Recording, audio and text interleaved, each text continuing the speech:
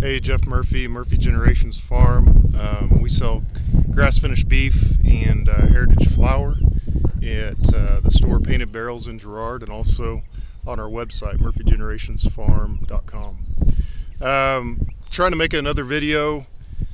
I want to talk a little bit about sorting cattle, and I'm going to teach you a little bit about what my grandfather and my dad always did, catching cattle and sorting cattle.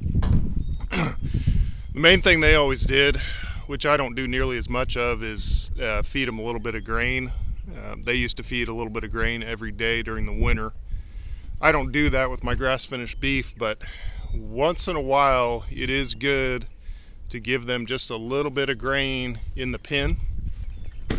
And we always use a bucket that you can shake so that the cattle can hear the sound of that. Actually, my cattle really will follow my pickup truck because they know that I move them to a new field, like a new cover crop field, and they just kind of know to follow my truck even if I'm not giving them grain. But that little bit of grain does help, and you kind of want to get them all up towards that pen, in vicinity of it as they're following you.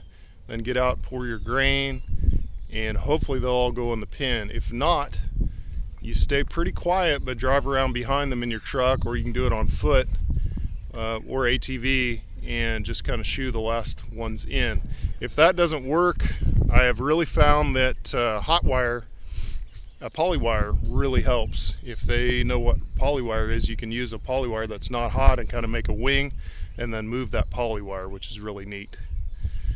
So other things, just in general, stay really quiet and really calm, and the cattle will work much better. Hooting and hollering doesn't help at all. You know, the more nervous you are, the more nervous they are, if that makes sense.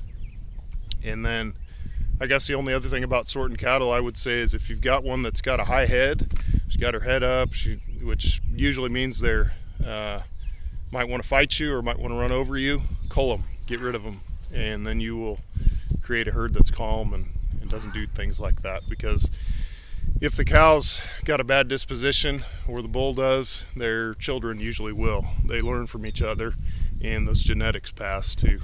So that's it. See you later.